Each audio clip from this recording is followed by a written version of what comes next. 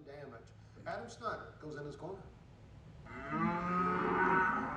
Welcome to Robert Bryan's ranch. A labor of love nearly 3 decades in the making. So I just raise dogs, chicken, kids. But his true calling has been cattle, a business that's grown year after year. So I got my genetics to where we've got some really nice looking cows and calves coming out. This one is the original. But back in January, a pregnant cow's death caused quite a commotion. Found a dead cow. It was a young cow, and I couldn't figure out what killed it. So then I smelled some gas. So there's a pipeline under here. Robert pulled out his phone to document. You look on the ground, you can actually hear it. It sounds like running water, but there's gas bubbling up all over this place. A gas pipe owned by Energy Transfer Partners had burst beneath his land. You can see all the dead grass, or the black soil, where the oil has permeated the soil. And was seeping into his cattle's water supply. Okay, there's the spill, and here's where it's been running into the creek, where my cattle drink out of. And I called Energy Transfer, told them they had a spill. They shut the pipeline down. What followed was months of cleanup, initially fenced off like this. Wish these guys would put better fences up. Cattle and oil spills don't mix.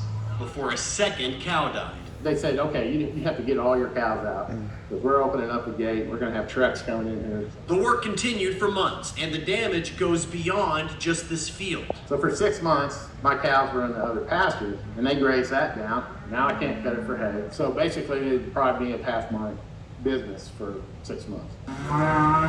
This is not the field's first leak. Just 7 years ago. And I came back from work, and I looked over, and there was a geyser shooting up into the air. After 2 spills, Roberts had enough. The land and the water and the air are sacred. If someone comes along and shows disrespect and pollutes that, you have to make the polluters pay.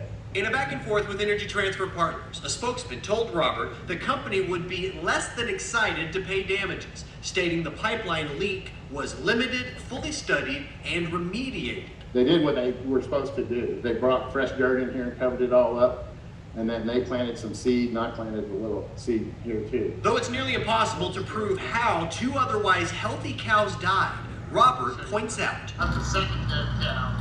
these 2 died a stone's throw away from the spill. This one is the original one.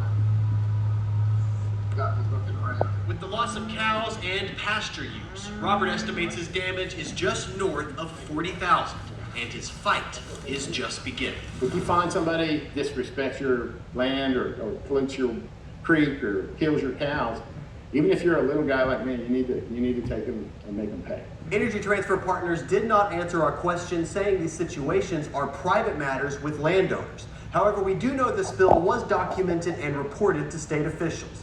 Robert has sent his damage request to the company, and the 2 sides continue to communicate.